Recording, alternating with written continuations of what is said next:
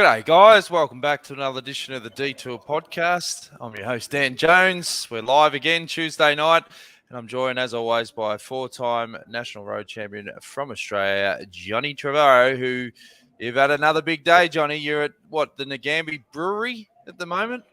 I am at the Nagambie Brewery. We're having a big day. I'm up here with a few of my cycling mates, the seven of us. That's them. That's the motley crew.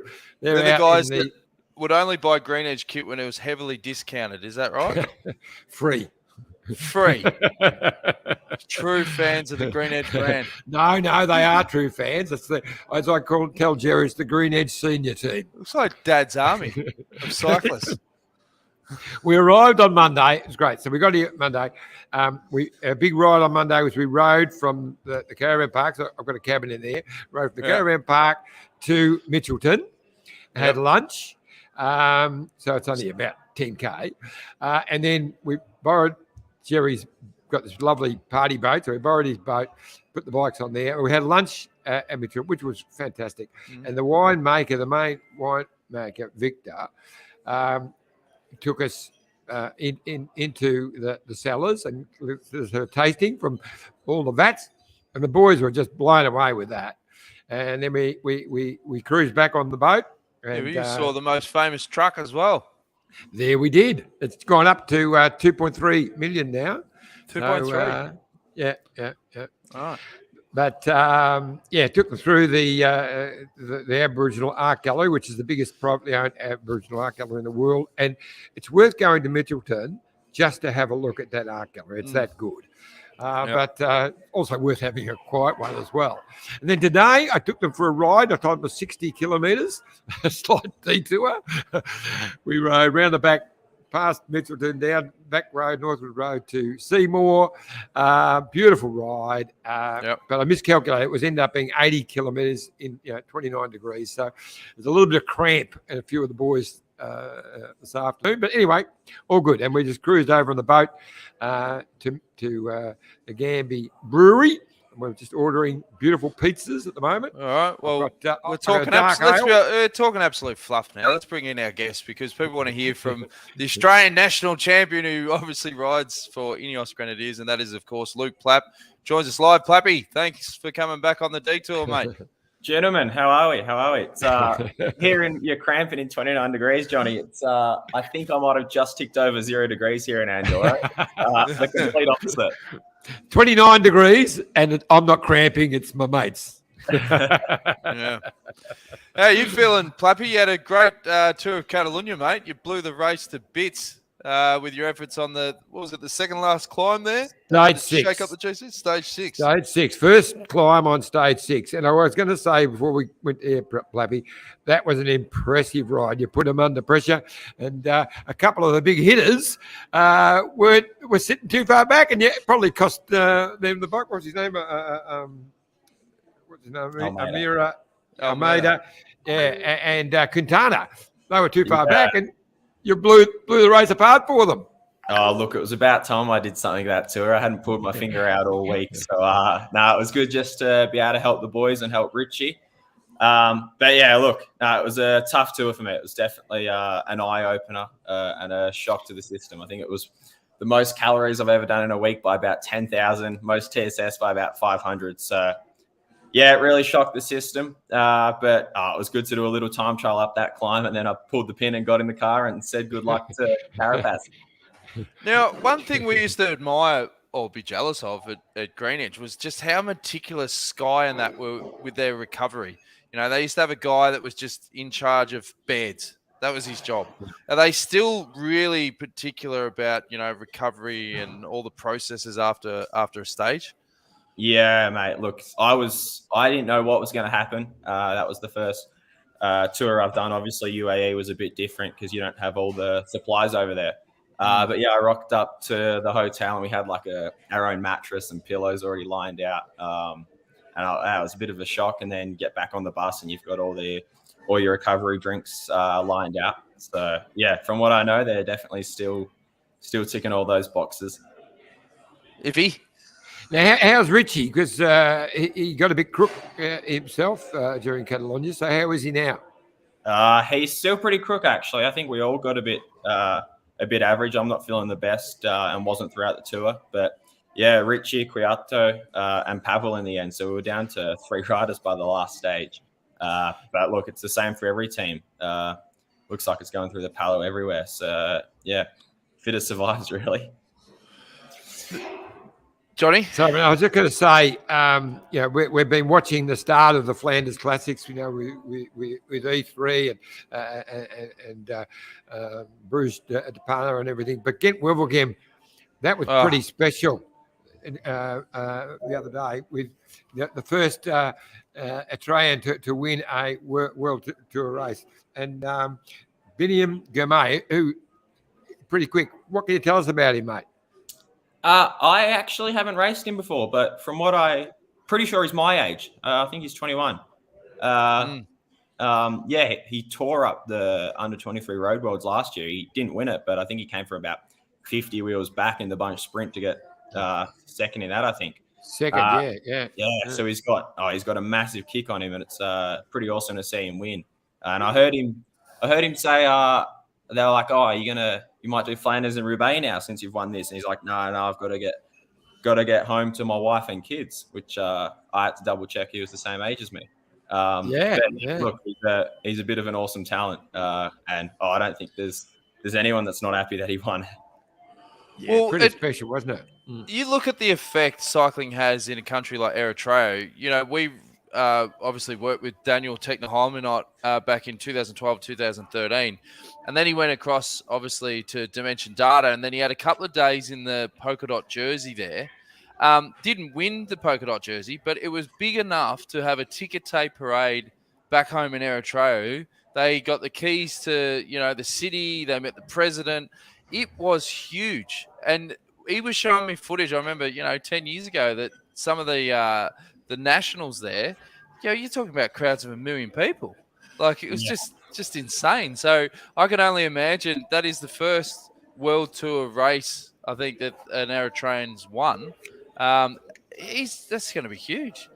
Absolutely huge. It was, his second race in Belgium or something? And he was up there in San Remo too. Like, the man's going to be flying. But it was similar to what we had in Catalunya. Obviously a different country, but with Carapaz and the Ecuadors, there was 50 people deep. Like, I reckon there's 300, 400 people outside our bus. We couldn't even get into our bus, and they're just chanting his name, like Carapaz, for half an hour until he came out and waved to him. But he can't step out the bus, or else they'll just like swarm him, and he won't be able to go anywhere. Like, he's their god, he's their hero over there.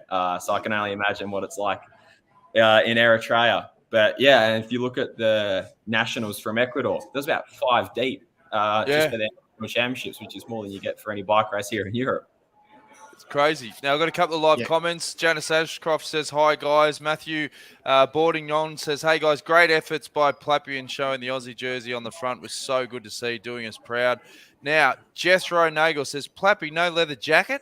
Thought it may have got a run today." It's actually in the cupboard. Like, I chose my long sleeve Belstaff top today, but the leather motorbike jackets here in the cupboard in Andorra. Don't know if it'll ever come out. Well, Jason Cruz says, "Morning, gents from the Maldives." G'day to Jace. Matthew also says, "Can't believe we've gone 7 minutes without a Bay Crits mention." That is a record. Benjamin Foxcroft says, "Great show, boys. Can you ask Plappy if he thinks he is the fastest Aussie sprinter in the peloton now?" Myself, or who is the fastest Aussie? Can you ask Plappy if he thinks he is? I think that's a big call. Maybe it's better to say, who do you think is the fastest Aussie? Yeah, if there's any race that's flat, I wouldn't even line up in it. Yeah. TT would be flat TT. You'd probably have the Aussies covered, you'd think. But who do you think is the fastest Aussie sprinter? I mean, that's pretty straightforward. Yeah, King Caleb. There's no other. King Caleb. Yeah. Nothing else to discuss there, is there? Look, he's won the Bay Classic that many times. He's the fastest sprinter in the world, isn't he? Let alone Australia. Yeah, I agree. Right. I agree. He is. Yeah.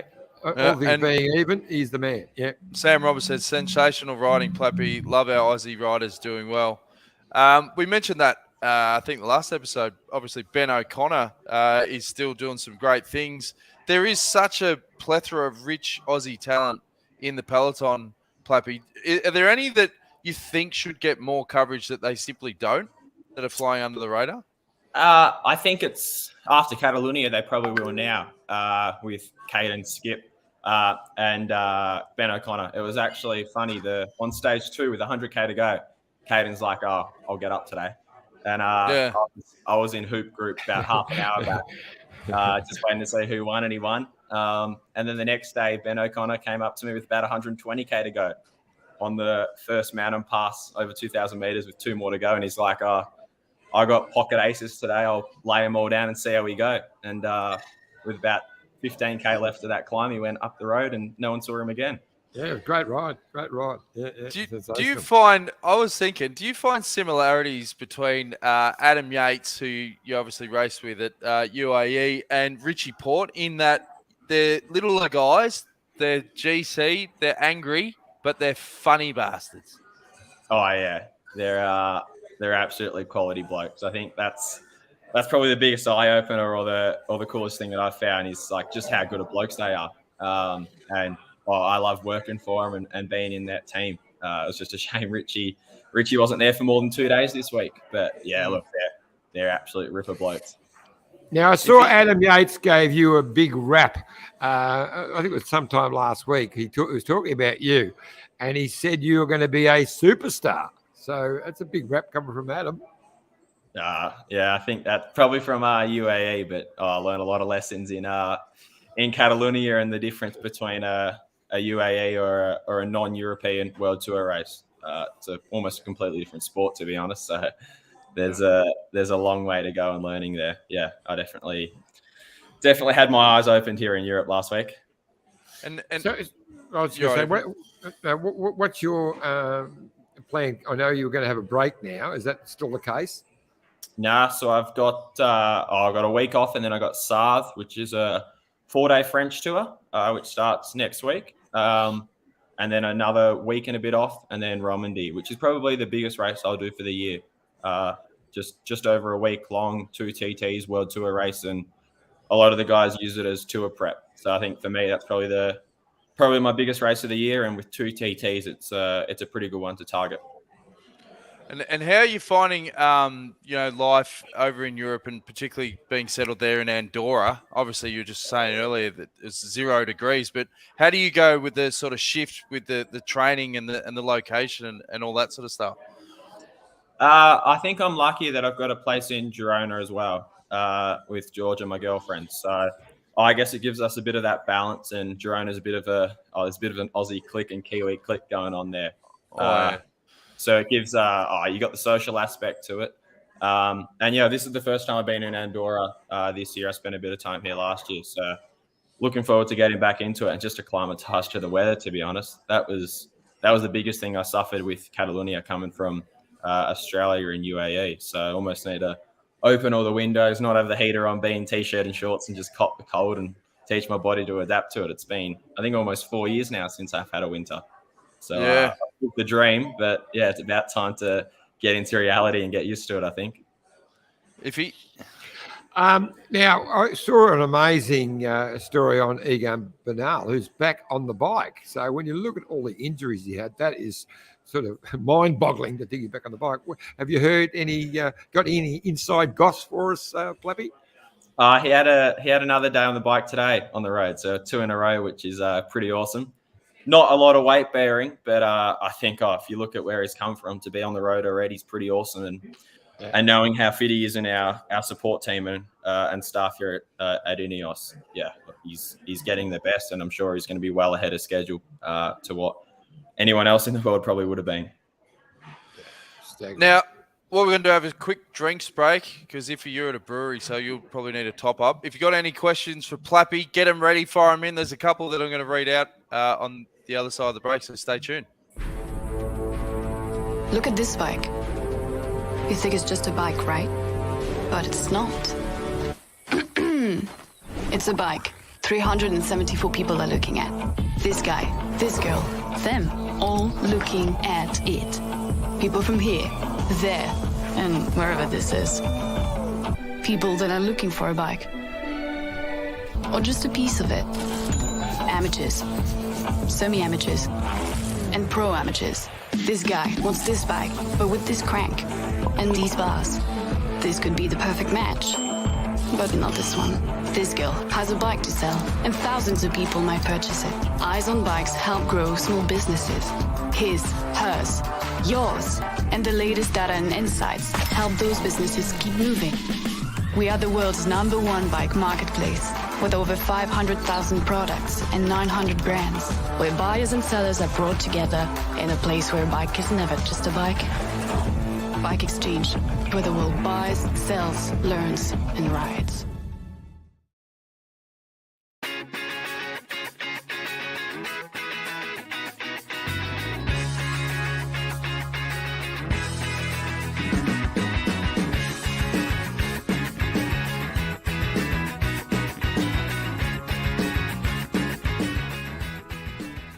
Are you dreaming of the ultimate cycling holiday? Mumu Cycling is the best in the business. Official tour operators for all Grand Tours and monuments, you will ride the best climbs. Enjoy VIP access and race viewing, all hosted by some of the world's best pros, including 17-time Tour de France rider and Paris-Roubaix champion Stuart O'Grady. Start planning your ultimate holiday at www.mumucycling.com.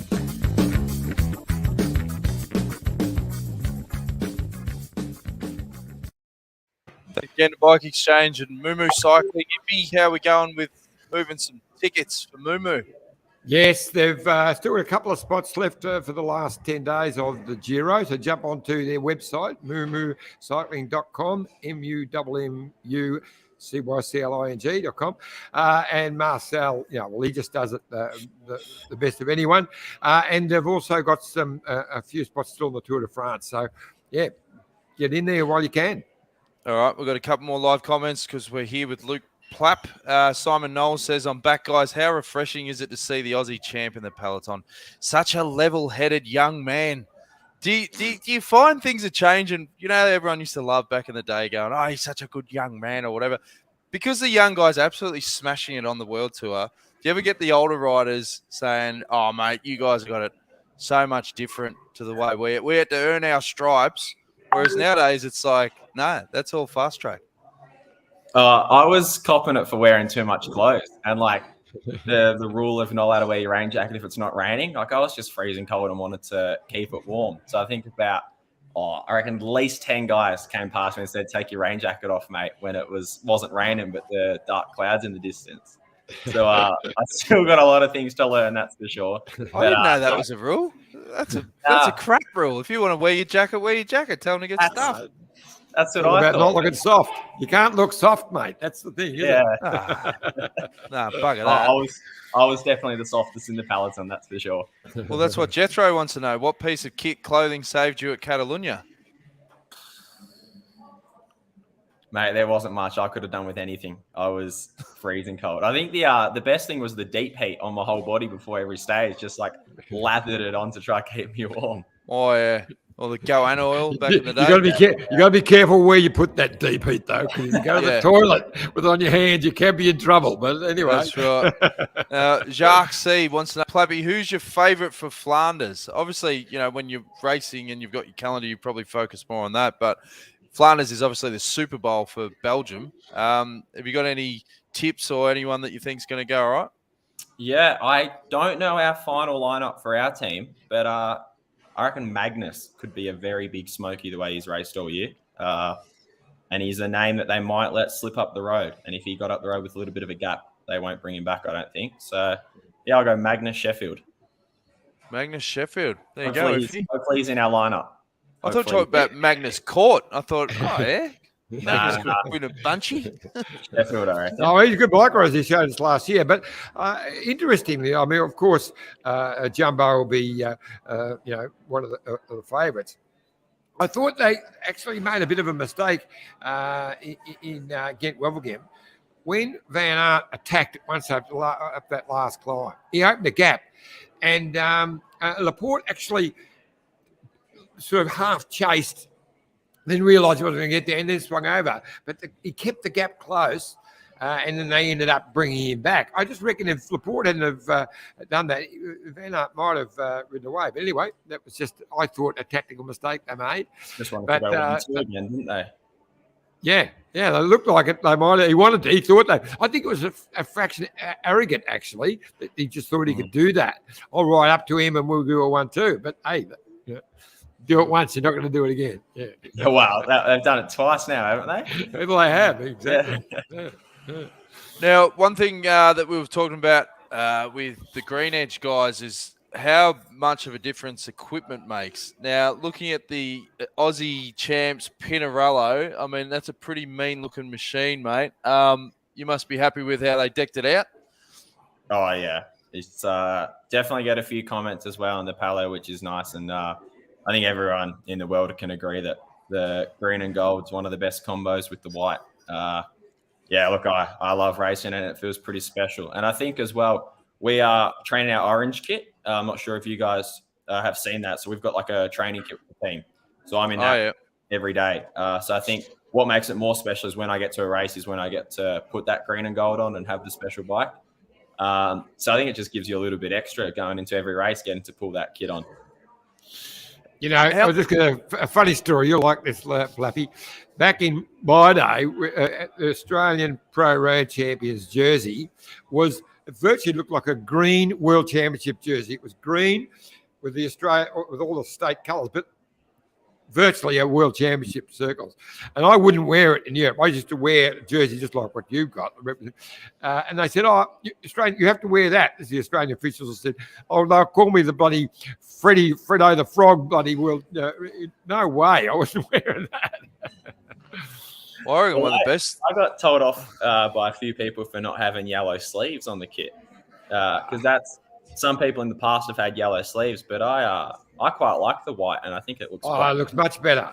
Yeah, I'll tell you what, that is a bugbear of mine, Plappy. I'm glad you brought it up because I believe they should change the representative jersey to something radical, something great, but not virtually the same as the national jersey. You look at races like Down Under when we have an Australian team. You can't tell where the Aussie champion is because they look almost the same. So we're going to change the Australian representative jersey. We're going to change one or the other. It could be little inside goss there. Well, not for the Australian champs jersey, but there's definitely going to be some cool designs coming out for future national jerseys at Wollongong and potentially Com Games, I think. So I think we're going in a pretty cool direction with that. Yeah. Oh, that's cool.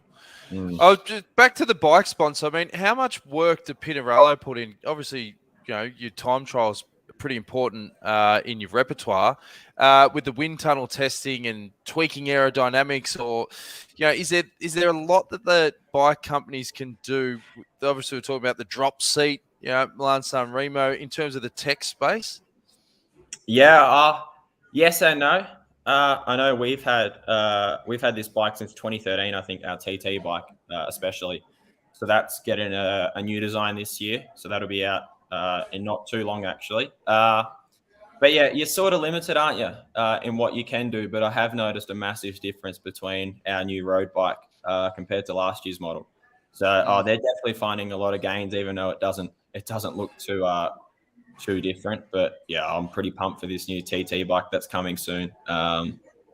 Yeah, look, and I think you can see the same as Giant as well. Like they've had the same bike for a few years now. So I think you are limited in what you can do because once you make a pretty quick bike, the regs don't let you change it much. So obviously our bike's has stacked up well in the world for 9 years now, and they haven't needed to change it. So yeah, I guess you are limited with what you can do. Iffy.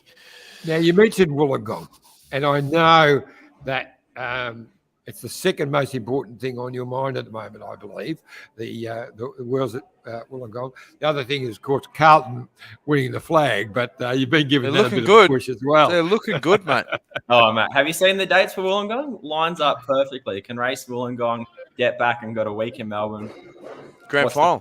Yep. Come down and watch the Magpies win the flag. Lines Exactly. up perfectly. Mate, you can go to the Van Sang Lutch, the grand final league. Yeah. That's always a good one. We'll Get you up take as a him guest along. speaker. We'll Yeah. take him along. Yeah, Wollongong fits in between the week break before the granny, so I'll be able to be in Melbourne, watch the prelim. Have you got one of the AFL live passes where you can watch it Yeah. over in Europe? Yeah, how good. Yeah, I do. Spent it's only $120 or something. Yeah. And so every day on the bus on the way to Catalonia, I had it up, and all the Euros are like, "What is this sport?" Trying to explain it to them, and You feel sorry for them that they don't understand footy, because it is one of those sports that if you're in, you are super passionate. I remember watching the Hawks games, and they'd be like, "What are you up and about it for?" yeah. But And then then I got in trouble because I kept talking about I was referring to it as soccer, and they had I was referring to ours as football, and they were like, "Oh, what's?" Because they think soccer, and then I realized they don't call it soccer like we do. Yeah. So, a lot got lost in translation. Got another question for you from Sam Roberts. He says, I was lucky enough to ride with Will Clark in Tassie last week. Top bloke and still a strong rider. Who's a great bloke you ride with overseas, Plappy? Oh. See, I train a lot over here by myself.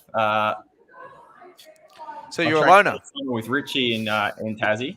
But I'm pretty... I train a bit alone over here.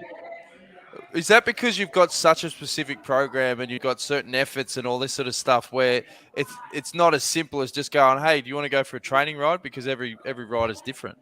Yeah, like you can start together. Like I've done a few rides and you do the first hour together. There's a warm-up and then you split off. But at the same time, you've never really got a training partner for a while because they'll go off to a race. Then a few days later, you're off to a different race. You normally meet for a coffee shop and just have a chat then. Like I catch up with Cal as much as we can, but at the same time, he's in Belgium racing the classics now, and then I'm off doing 1 week stage races. So you're always like a month in between seeing people. Yeah. Iffy? I noticed that Tommy Pidcock's back after having this stomach ailment. It seems to be going through the Peloton. So there's a lot of different sicknesses, bronchial and stomach bugs. Can you give us a little bit of insight of what's going on in the Peloton at the moment, mate? Yeah, mate, it's ridiculous. And I was talking to the boys about it. The funny thing is, it's going through the Peloton like wildfire at the moment. If you called it COVID, everyone wouldn't be able to race and you'd have to isolate. But and it's going through just as quickly. So yeah, it's an interesting one. Everyone's getting sick, but it's we play on. But if everyone was getting sick of COVID, we wouldn't be here racing. It's just interesting. It's like if you called it a different name and told everyone you have to isolate, well, then we're not racing a bike. But at the moment, it's carry on, and a lot of teams are finishing the tours with 1, 2, 3 people. Got another comment from DL. He goes, any Biffo stories from Plappy? Now, you're talking to the wrong guy. You got Mr. Nice Guy, Luke Plapp. And if you did have Biffo stories, you're probably going to keep those under wraps. But one thing a few riders have been saying is that the Will Peloton Smith. Oh, yeah, Will Smith, Chris Wright. That was unbelievable. Good oh, yeah. I like how people go, no, that was set up. And it's like, who would want that as a brand? Like, why would you set that up? Doesn't make any sense. Of course it wasn't set up. Anyway, off topic here. But what they were saying is in the Peloton, it has evolved so much where little things like George Bennett was saying the other week that remember the old days, and if you would have had this, where the team leader pulls over, has a piss, or the race leader, the whole Peloton pulls over for a piss. Even that's starting to change now, Plappy, where it's just you got to learn how to do this stuff on the bike, and it's just run and gun. You know, everyone racing's on from the start. Like that's it.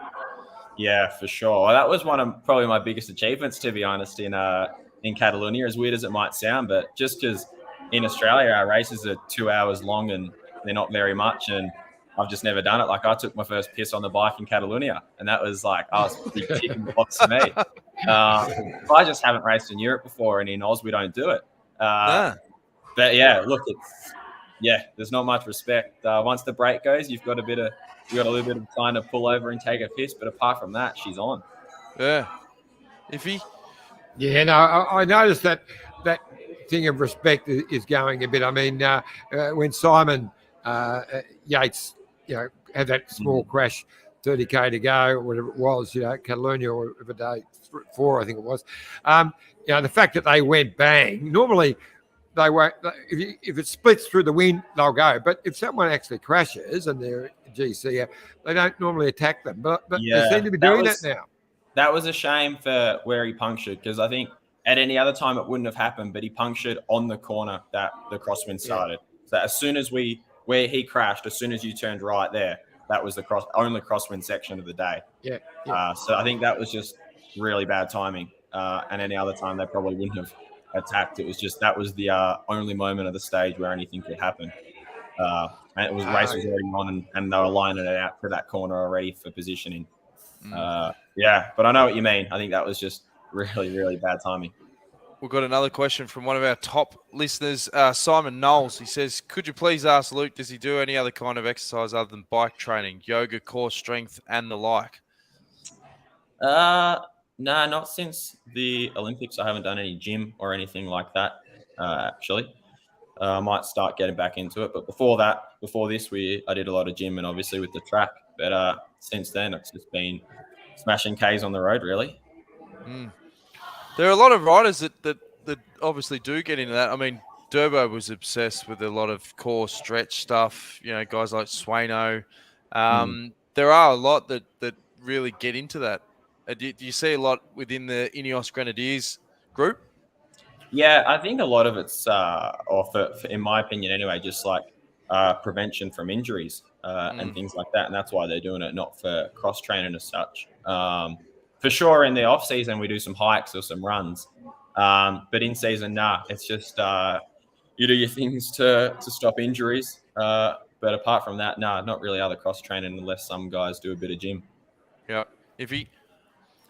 So Richie's never been a big one into the gym. So I don't suppose he's going to start now in his last year. Now, do you reckon it'll definitely be his last? We'll have to get him on and ask him ourselves, I guess, because I reckon if he puts in a good year, which he's just as likely to do, his form before he got sick was actually brilliant. Yeah, he's fine. So, and he'll do it. And I'm looking forward to catching up with him at the Giro. So he does a really good Giro. I wouldn't be surprised we get another year out of him. You reckon there's a chance? Absolutely no chance, I don't think. No. I think the best, I think it'd be awesome if you could get him to do another pre-season, finish it 2 and under. But look, I don't think he'll be swinging the leg back over after October. No. Stewie, if anyone can pull it off to get him to finish it down under 1 year, it'd be Stewie. It'd be pretty epic, wouldn't it? It would be. It would be. At Wollonga last stage. That's it. Yeah. But they've got to build that statue for him. It's a long pre-season to be able to do that for another week. Someone from Mitchelton did it, didn't they? I reckon a few years ago. Someone went again, all pre-season finished at TDU. I think, Cadell was the last one top of mind that finished just after TDU at the Cadell race. But was it Heyman? Maybe it was Heyman. Maybe Heyman. Yeah, I think it was. Yeah. That was Heyman. But that's like you go through off season, build back up for 3 months for a 1 week race. Like it'd be tough on the big effort. Sure. Yeah. Matthew Birding wants to know quickly how did Plappy find trying to manage the track and the road?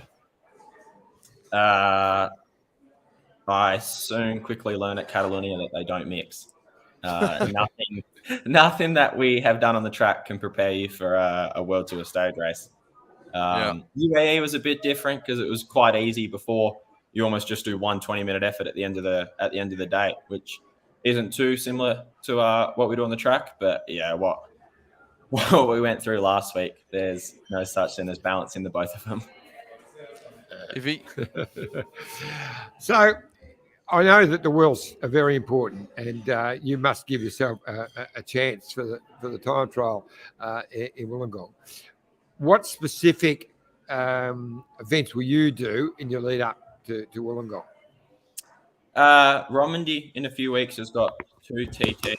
Then there's a few other week-long stage races I'm doing that have got TTs, but the main one will be commies. I think that's almost an identical distance. I think it's 36K commies, not as technical as Wollongong. I think commies has got 5 corners and Wollongong's got 52. But yeah, look, I think commies is the one proper hit out of a TT I'll have before Wollongong. Apart from that, there's no other standalone 1 day events. So we only get 2 starters at Wollongong? 3 it's your home worlds, I think, maybe. Oh, okay. Great. I don't know if that's the same for the TT, but you definitely get an extra one if you're the host of the race, I think. Fantastic. And same with if you win Oceanias, which next week, I think, on the road, if the continental champion gets an automatic qualifier to worlds, I believe, unless that rule changed. So if Australia was to win Oceanias in a few weeks, I think we get an extra spot. There's some rules in there where you can get a few extra, like Belgium last year, I think, had a couple extra, or yeah. Have they announced the course yet for the road race? Finally, yeah, They haven't. Have they? the full course. I don't Not think sure. they have. maybe No, I don't not. think they have. We know the course, but they haven't Yeah, named final. when are what loops are going to be where. So we know the course for the time trial, with the road race. Well, the TT circuit is the city circuit of the road race, no? Yes, And then that's right. And then it's just the point to point from the road race that's missing. Yes, but there's 2 circuits. The road race has got 2 circuits. It's got the circuit, the small one. It's got a big circuit with a real big hill, and they haven't announced where that's going to be. Whether it's do that and then the small circuits, or they're going to put it near the end, which would change.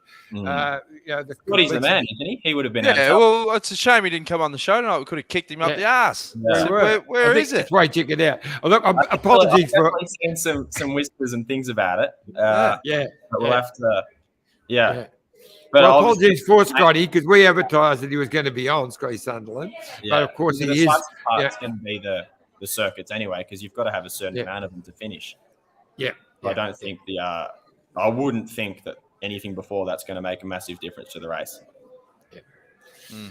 Yeah. So as I was saying, apologies to Scotty. He was coming on, and we did advertise it, but he's flat out with the Flanders Classics, and they had a big meeting. Got called this morning, so he couldn't. I would have liked to ask him why so many corners in the TT. Would have been good to have a chat to him. Well, and I would have liked of him to say, "Sorry, guys, I can't do a meeting about Flanders this week. I'm on the detour." Where's the priorities? Should have done the Scotty. And could have asked. We've always been there for you, mate. Oh. Whatever you need to promote, we're always there. Oh, well.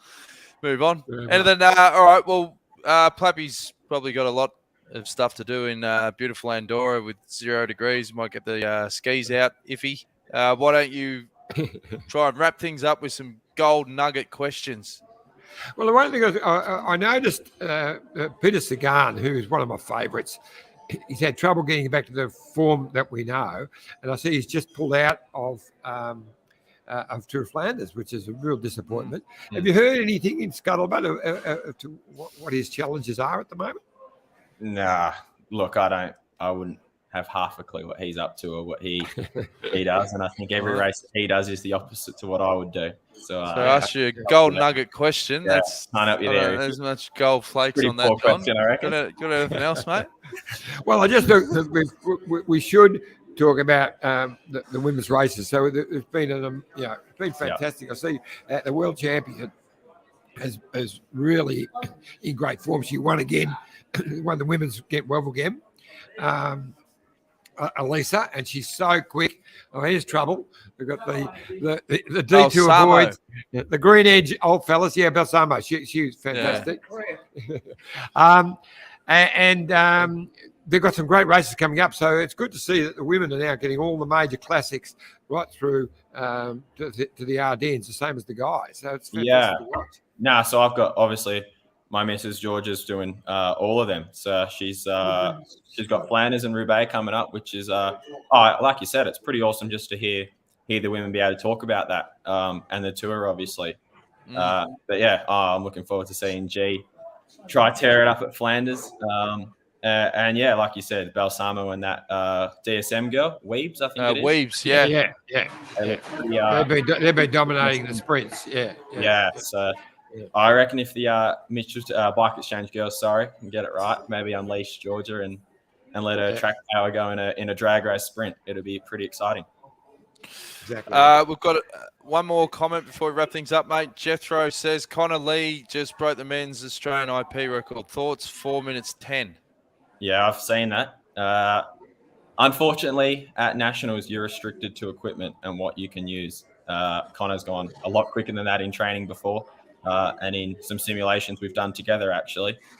So I'd be good. I think there's a World Cup coming up in a few weeks that I'm going to with him on the track, and he'll have obviously the best equipment there. So I'm expecting him to take at least 3 seconds off that time, I reckon, because he's done it before. But yeah, it's good to see that record's officially changed. It's been a few years now that Bobridge has had it.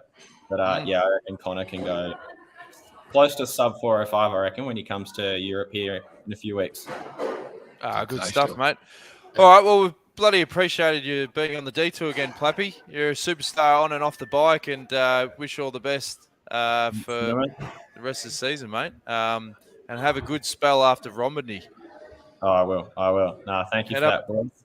Head up to San Sebastian, Catalunya, the Costa Brava coast there, mate. Yeah. Get up to Cadaqués.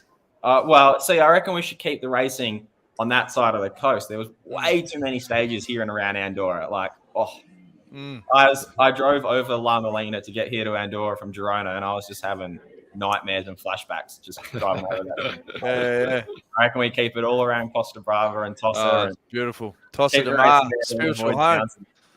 Good stuff. And thanks to you, Iffy, and thanks to all the people tuning in. Remember, youtube.com/The Detour Podcast. Like, share, subscribe. If you enjoy the ambience, and tell Dad's Army, great job on the 80Ks today, mate. Good on you, Plappy. Good on you, Iffy. See you guys. Take it easy. See you, mate. This is the winning ride on the Tour of